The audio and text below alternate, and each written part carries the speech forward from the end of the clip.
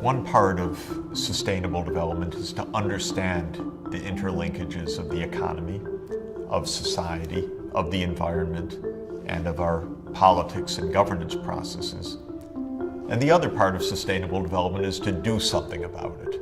We will examine over the coming talks two different scenarios for the future of the world.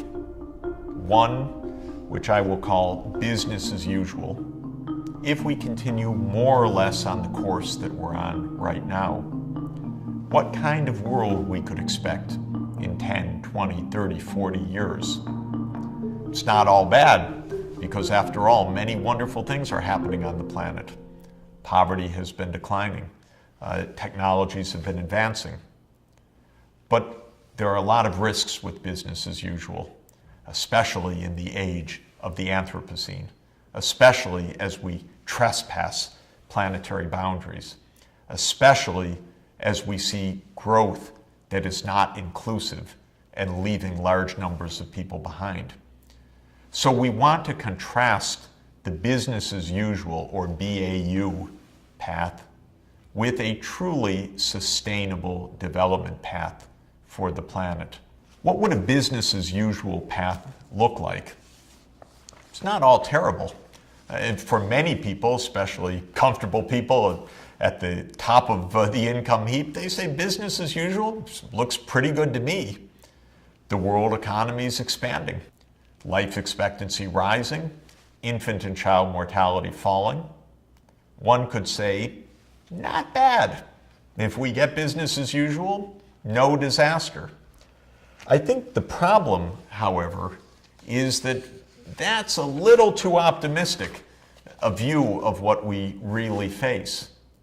Sure, business as usual offers more economic growth, but is it fair and inclusive? How many people will be left behind? What will happen in societies, as we saw in Rio, where the favelas, the slums, are right up against the modern and wealthy part of Rio? What happens in those parts of the world really left far behind? The peasant farmers in drylands facing more and more droughts, places that find themselves vulnerable to ever more flooding but are too poor to do something about it. We know that all too often the result isn't merely protest, the result can even be violence. And especially what happens if we just go on our merry way thinking that we can produce more, have more cars, burn more coal, oil, and gas, put more carbon dioxide into the atmosphere, cut down more trees, acidify the oceans, and not respect the planetary boundaries. There, I think, we're surely going to get our comeuppance in ways that we really are not very clear about right now, certainly not in our broad public discussions, because the environmental dangers are vast. They're so large, they're coming so fast, they're so threatening that they could upend the very process of economic development itself. What seems like a pretty safe course of economic growth could turn out to be evanescent, swept away in floods, withering in droughts, in massive heat waves, a loss of quality of life, even a massive loss of production, a growing food insecurity that could threaten the entire world. So business as usual, that's what you see in front of you. Pipelines carrying oil or gas to power plants, to factories. Fossil fuels have been a great part of economic growth ever since the invention of the steam engine powered by coal in England in the 18th century. But by using so much of it, by putting so much carbon dioxide into the atmosphere, by deranging the climate system, this kind of business as usual poses an enormous threat. Now, we've gotten pretty good at finding new sources of natural gas, hydrofracking, new sources of oil, new ways to produce oil, such as in Canada's tar sands, a place that you see in this picture, crisscrossed by roads, massive use of water and land to dig out this heavy oil that needs a special kind of processing, and that, of course, would have a market around the world, but at what cost? At what cost to the environment of Canada, where you see how polluting these processes are? What cost to the world's environment as these tar sands and other fossil fuels are burned in such vast numbers that they derange the climate? Will we see more massive drought in the Sahel, a drought that was so severe, covering Chad and Mali and neighboring countries, that it led to tremendous amounts of violence, contributed to the outbreak of war in Mali and in continuing violence in other places? Droughts like this have affected many parts of the poorest countries. Will we see more of that? And of course, if economic growth is not perceived to be fair, if the rich get richer and the poor get poorer, if the poor feel left behind, cheated by those at the top of the heap, will we see more unrest, more instability?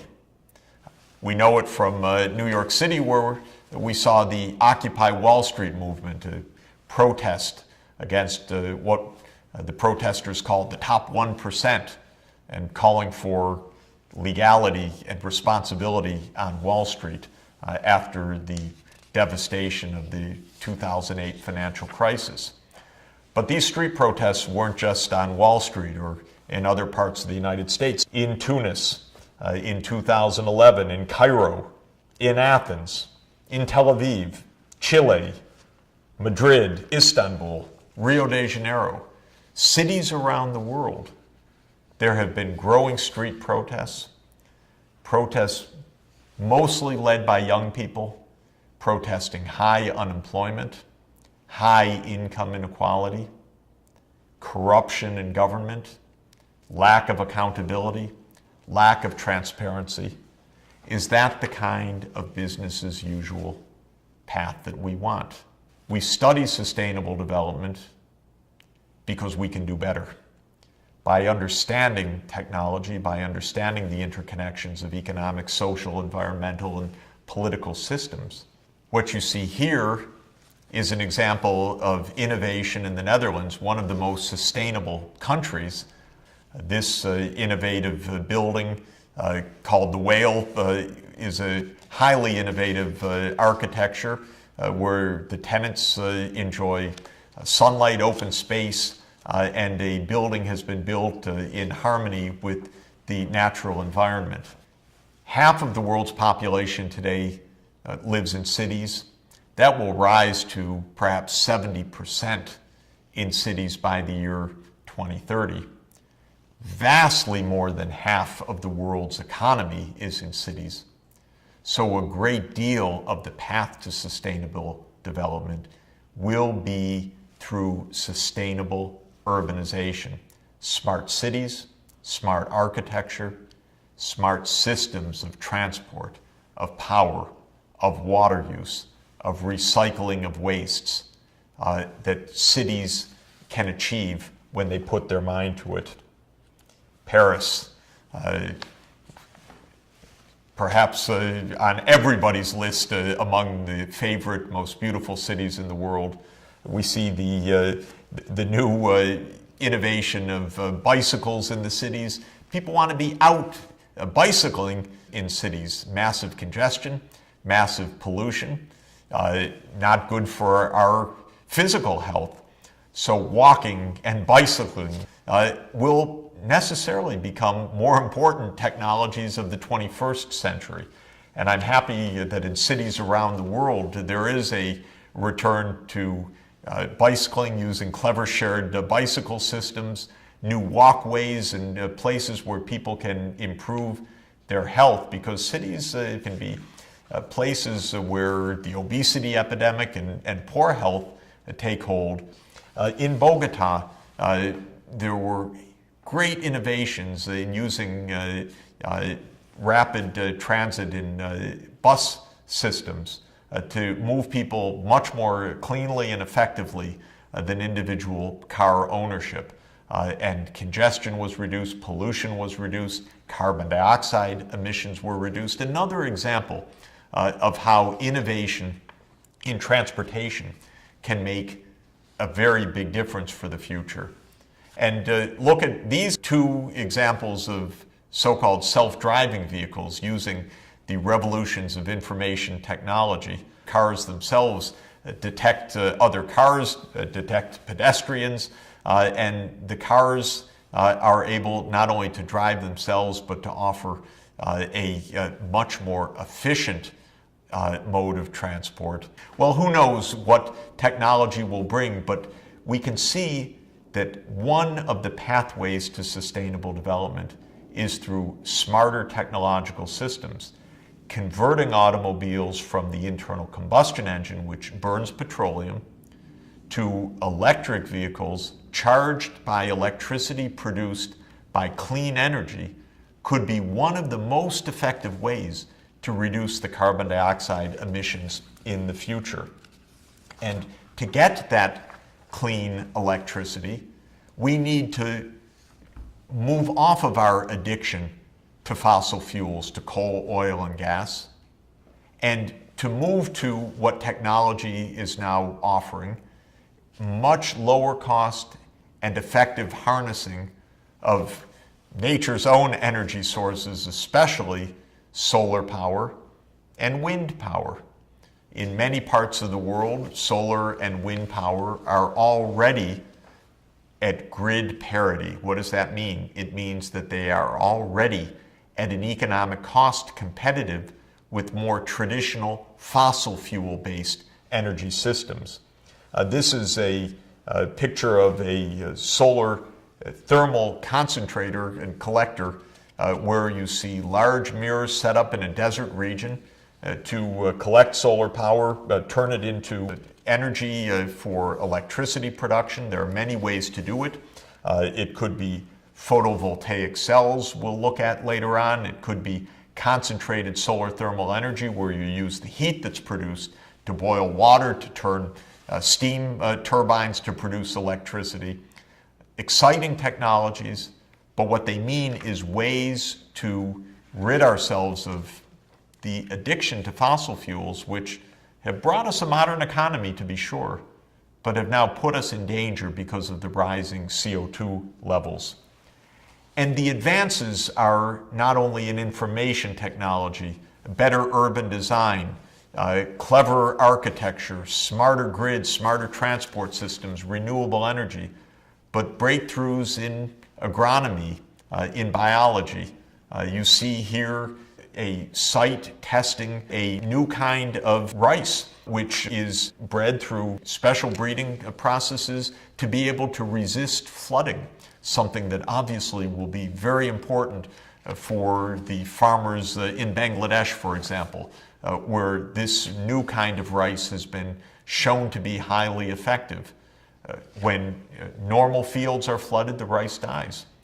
But by breeding rice in ways that have what includes gene patterns that allow the rice to survive submergence and flooding, you save lives, improve food security, and find ways to sustainability.